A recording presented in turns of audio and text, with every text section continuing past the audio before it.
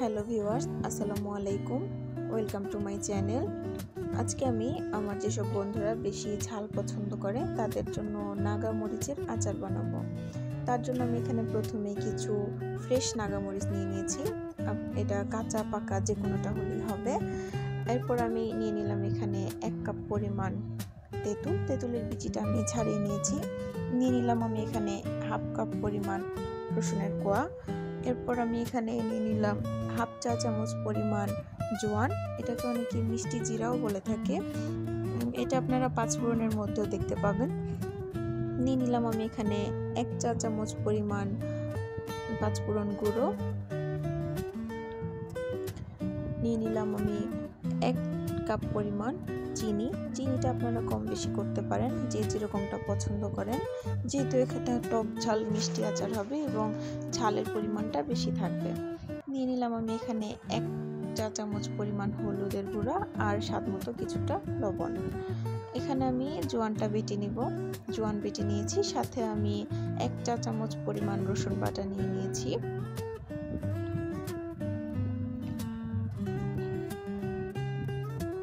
এরপর আমি এখানে নিয়ে নিলাম 1.5 কাপ পরিমাণ সরিষার তেল। নিয়ে নিলাম আমি এখানে 2 টেবিল চামচ সরিষা বাটা। একটা কড়াই গরম করে তারপর তেল ঢেলে দিয়েছি। তেলটা গরম হয়ে আসলে আমি রসুনটা ঢেলে দিয়েছি। রসুনটা আমি 2 থেকে 3 মিনিট সময় মতো ভাজবো। 3 মিনিট সময় যখন ভাজবো, এর মধ্যে কিন্তু চুলার আঁচটা মিডিয়াম থেকে লোতে থাকবে, কোনোভাবেই হাই ফ্লেম করা যাবে না। এরপর আমি এখানে 2টো নাগা মরিচকে কুচি করে কেটে দিয়ে ভেজে নিব। এতে কিন্তু ফ্লেভারটা খুবই ভালো আসে।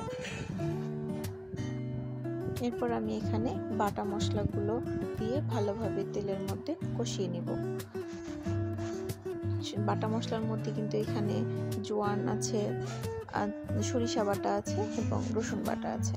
যখন তেলটা উপরের দিকে উঠে আসবে, তখন আমি এখানে হলুদের গুঁড়োটা দিয়ে আবার একটু কষিয়ে নিব কিছুক্ষণের জন্য।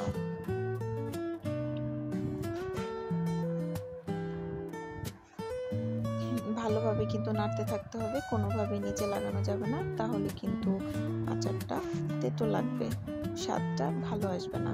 এরপর আমি এখানে তেঁতুলটা নিয়ে মিশিয়ে নিব এবং ভালোভাবে কষাতে থাকবো।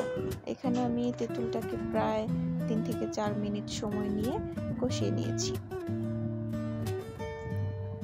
এবার আমি এখানে চিনি দিয়ে দিব। চিনিটা আমি একবারে দিয়ে দিব না, এটা হচ্ছে আমি চামচ দিয়ে আলাদা করে দিব। 3 টেবিল চামচ পরিমাণ আমি এখানে ব্যবহার করেছি চিনি। পরে আমি স্বাদ দেখে বাকিটা ব্যবহার করব। আপনারা চাইলে এই জন্য এখানে কম বেশি করতে পারেন। এবার আমি যখন চিনিটা গলে যাবে, তখন নাগা মরিচটা দিয়ে ভালোভাবে জাল করে নেব। এই সময়ও কিন্তু চুলার আঁচ কোনোভাবেই বাড়ানো যাবে না। এবার আমি এখানে পরিমাণ মতো লবণ দিয়ে নিব। খেয়াল রাখবেন কোনোভাবেই যাতে নিচে লেগে না যায়, তাহলে কিন্তু আচারের স্বাদ একেবারেই তিতা হয়ে যাবে, কোনোভাবেই ভালো লাগবে না। এই কাজটা কিন্তু খুব ধৈর্যের সাথে করতে হবে। আমার কিন্তু এখন পুরো অনেকটাই আচার তৈরি হয়ে গিয়েছে।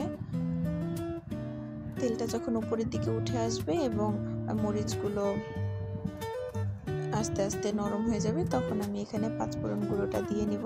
আমার আচার কিন্তু এখন নামানোর জন্য তৈরি।